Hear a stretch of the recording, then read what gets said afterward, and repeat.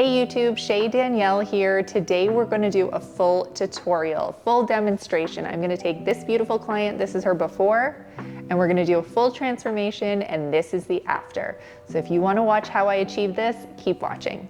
Okay, so we're going to get started. We are going to cleanse the area and then apply primary numbing. We're going to let it sit for about 10 minutes. So this is just a wet wipe. Then I like to do a mild exfoliation with the spoolie brush. Just gets rid of any dead skin in the area. Last step, we're going to disinfect with alcohol all around the brow area, anywhere my hands are going to be touching. Now we're just applying our anesthetic. This is our pink cream primary anesthetic. I love this brand specifically. It's very fast acting, extremely effective. If you guys want to try this, we do have a discount code in the description to save 20%. I know you're going to love it. It's my favorite. And now we're just going to occlude it with some brow wrap and let it sit for 10 minutes. Okay, so it's been 10 minutes. We're going to take off the numbing. I like to do one more cleanse with the alcohol. This is just going to help dry the skin out as well. And now we're ready to map.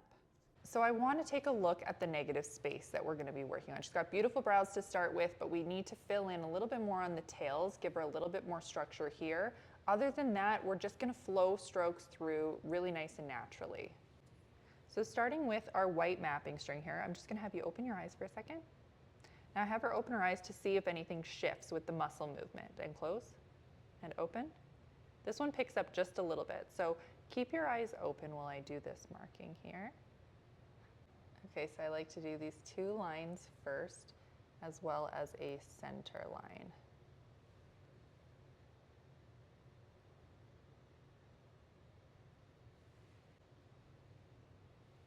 Now we're going to mark out the top point of her arch. We're going to connect these to where we want her arch to be.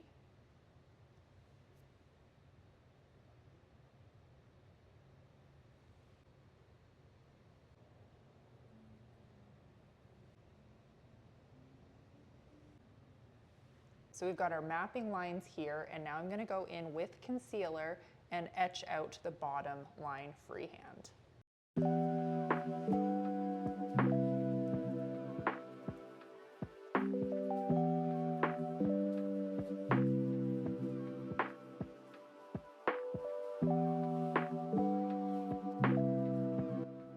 These little micro Q-tips are great with a little bit of alcohol on them to just tidy things up.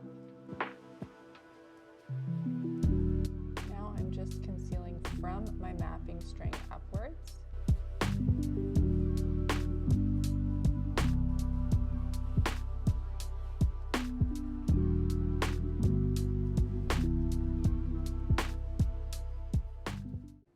Once we are happy with our shape, we're going to go in and clean up any of the brows underneath that we don't need anymore, and then I'll show you guys the final shaping.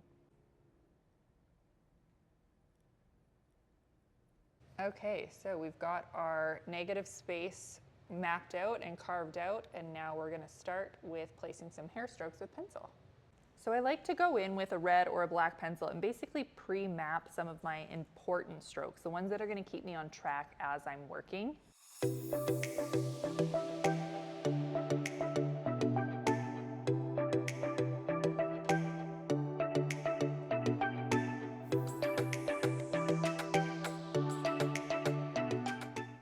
So this is what it looks like after we've mapped out our baseline strokes, our skeleton strokes. We'll do some more little ones in between, but this keeps me on track as we get ready to microblade. It's really important when we're microblading that we don't overload our microblade. So we want to put just the tiniest little bit of pigment onto the tip of the blade. If you have too much, things get really messy. Big tight stretch, and we're going to start with the first stroke. The thing I love most about the NanoFlex microblades is that I usually only have to do one pass, so I won't have to re-enter these strokes again. And don't worry if your pigment doesn't go all the way through, because we're going to rub it in afterwards. Really keep that stretch nice and tight. So I'm pulling with these two, they're separating and pulling towards me, and this one is stabilizing and pulling away from me. So it's that window stretch, that triangle window stretch.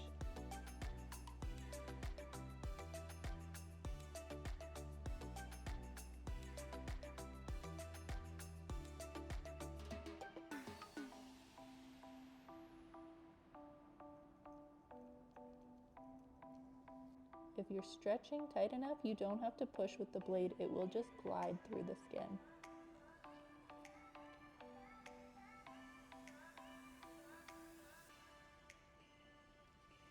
And being that these are only my guided strokes that I've pre-drawn, I can add little ones wherever I want to. Sometimes on the second pass, but if you see a spot that you want to hit on the first pass, it's totally fine.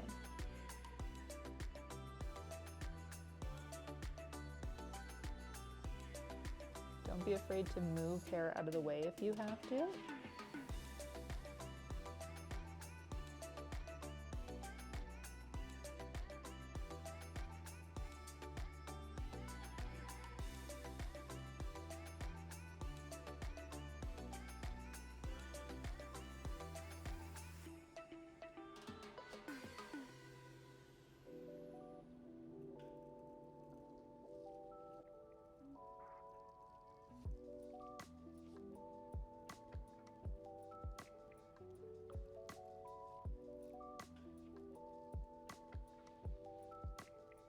Remember, this part of the skin here gets a little bit thinner, so you want to adjust your pressure and be a little bit softer with your hand.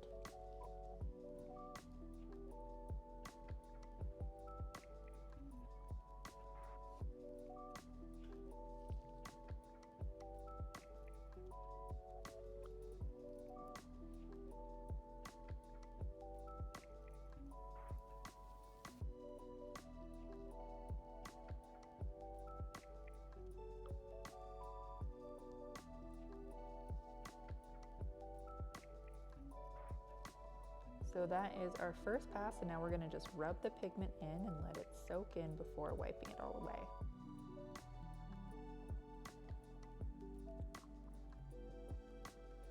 Okay, this is where ink wash comes in very handy to clean up everything. It's an all-natural procedure foaming cleanser. It's really gentle on the skin and gets rid of the mess that we tend to make when we're tattooing.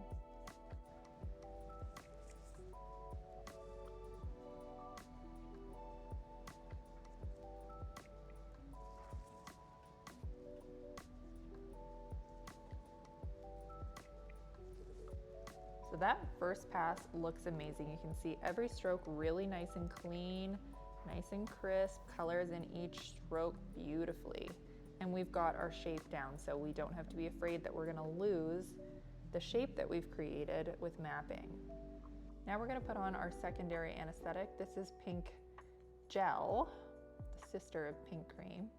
Works really quickly. It's like 2 minutes is plenty on the skin. Honestly, 30 seconds and you're good to go, but we'll let this sit on this side while we do the exact same first pass on this side. Okay, and we'll start on this side now. Same thing, we're just gliding, we're not pushing with the blade, and we're following our pre-draw strokes.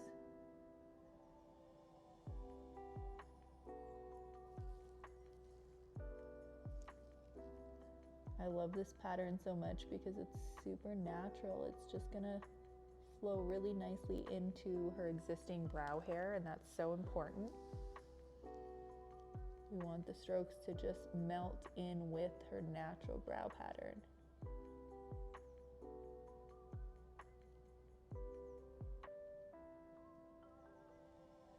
So you can see that I don't have every stroke meeting the bottom. Some are starting a little shorter, some are a little bit lower, and that's what's going to give it that really nice natural look.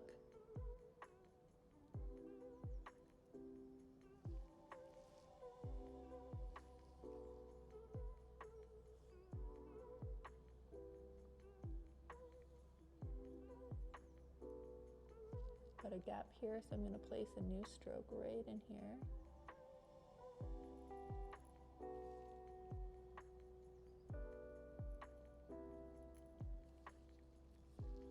Can I get your chin up just a little bit? Perfect. Having your client tilt their chin helps you to get into these areas a little bit and keeping your blade at the right angle.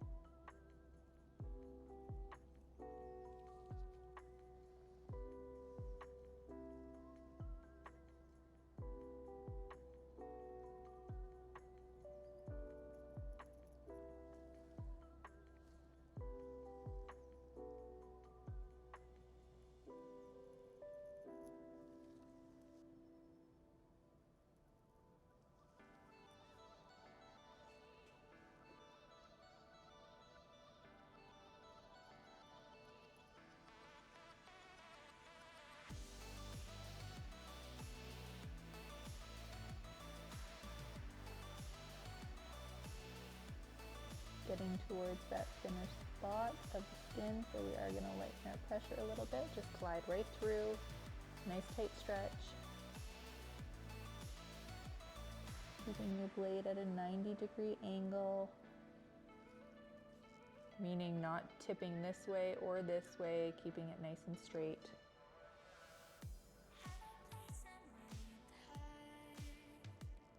We're almost through this brow.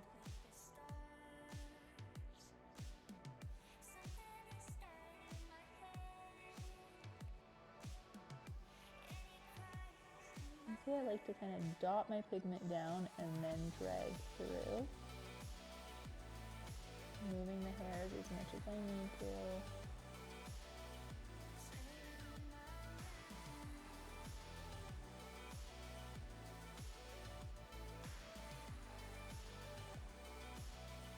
Our first pass on this side is complete, so we're going to do the same thing. We're going to rub that pigment into all of the strokes, just gently. I'm not forcing it. And we'll let that soak for just a minute before we wipe this side off. Check on this side, see how things are looking. Really nice, very, very nice. You can see a little bit of slight blanching from the anesthetic. That's normal. There is a little bit of epinephrine in there. So that tends to create like a white halo around the brow. Of course, we're going back in with our ink wash, gently massaging the brow, get rid of all of that pigment, loosen everything up, loosen up our mapping concealer that we use. And look how nicely everything comes off in one swipe.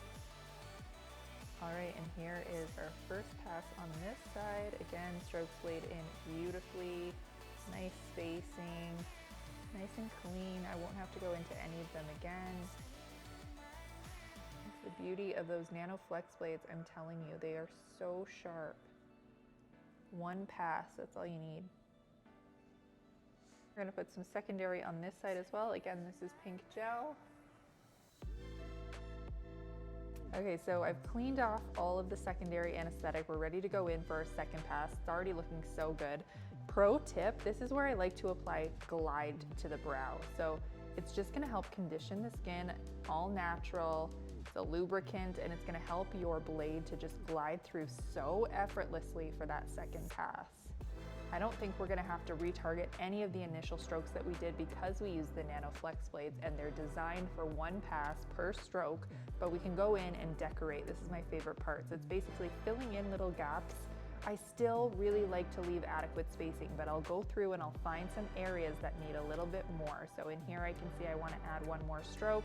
I'll probably build up these base strokes a little bit more and then a few more on the tail here. So Glide is going to help a lot with that. So don't be afraid to move the hairs out of the way so you can see exactly where you're going. I'm going to add another little stroke here. I know I want to make sure I have nice strokes here on that base of the brow.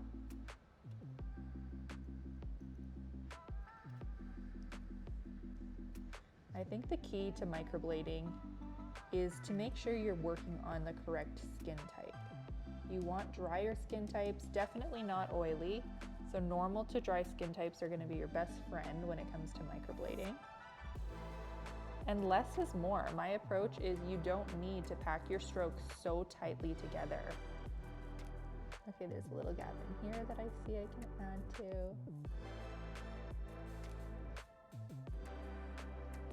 I know I need to do a little bit more work on this tail because that's where she's lacking structure. So this is one area where it would be okay to pack the strokes a little bit closer together. Notice that I'm pinching my blade in between dips because it's really important to be working with a clean blade. We don't want dry pigment or dead skin cells in there. You're not going to get those really nice clean lines.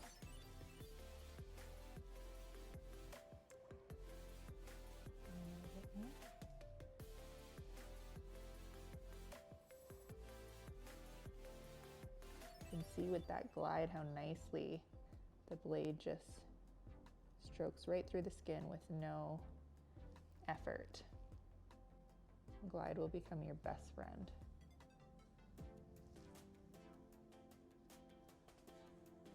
That's literally all I'm gonna do for my second pass, guys. Less is more with microblading, like I said. So we're gonna rub in this pigment, we're gonna let it sit. I'm not gonna use secondary again. I'm gonna leave it be. Just let this pigment soak while I do the second pass on this brow. Okay, so we're gonna apply Glide again to this brow. Make sure it's nice and smooth, nice and conditioned. You don't need a lot of it. The tiniest little bit is really all you need.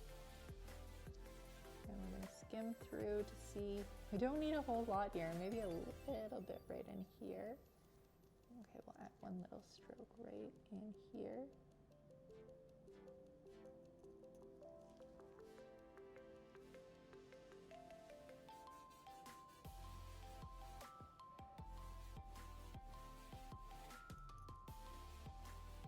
And then we'll build up a little bit in this tail area here.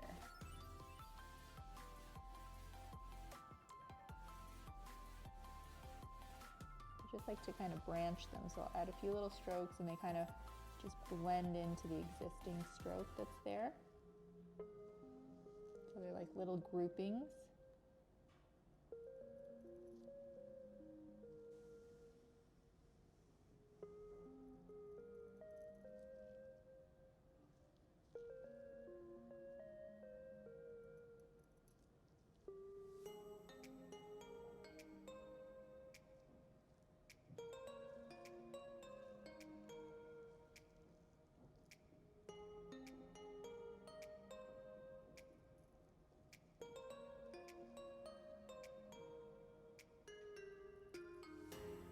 We'll go ahead and rub that in. See how much darker the ink gets when it oxidizes on this side versus when it's fresh?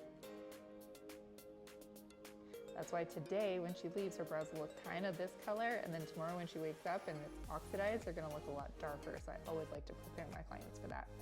Okay, our best friend ink wash coming back to do a little cleanse on this side. You saw that pigment was totally dry, right? So this is loosening it up really nicely.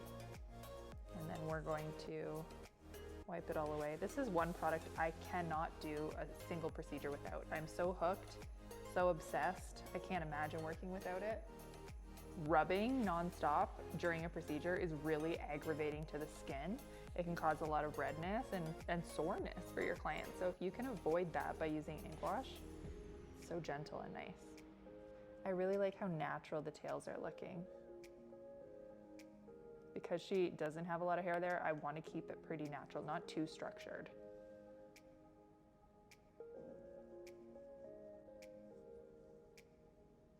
Okay.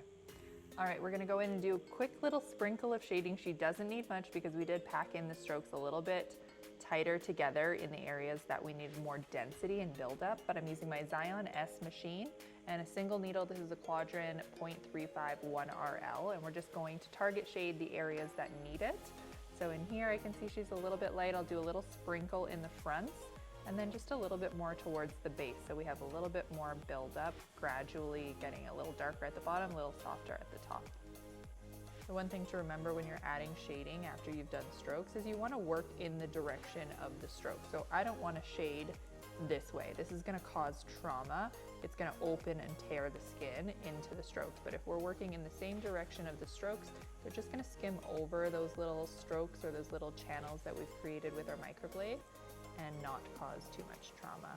I'm running my machine at about a 6 volts. You can see my hand whips a little bit faster.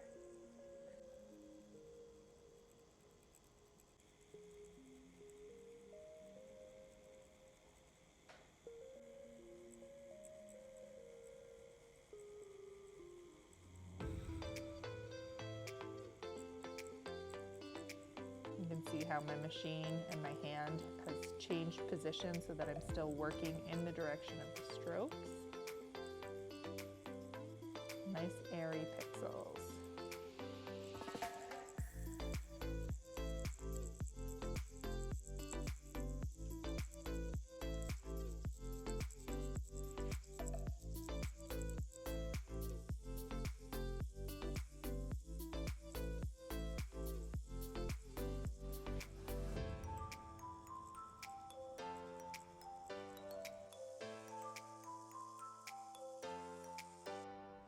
let's clean up from the shading and see what's underneath.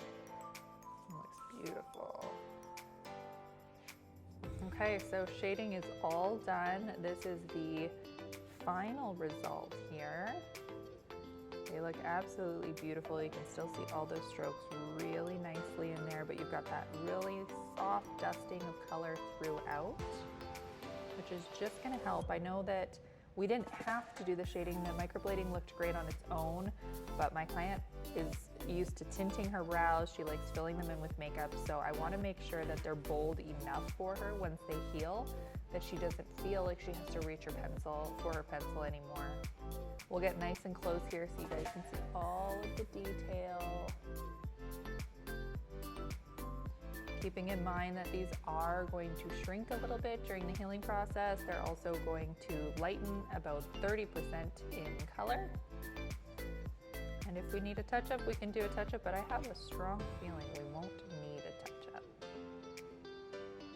Wow.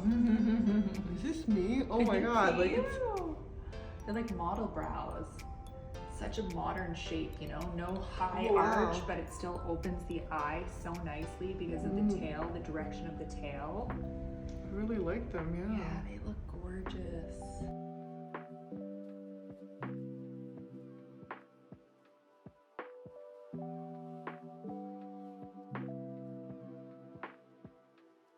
Okay, so I hope you guys enjoyed that video, but before you leave, we got to talk about something important, and that is aftercare. So once you've done this beautiful work on your client, you've got to set them up for success when it comes to good healing. Optimal healed results are so important. So what we do here at the studio is we send them home with aftercare products. These are the Heal It kits. So they come in a bag of 25, and this is what you're going to send your client home with.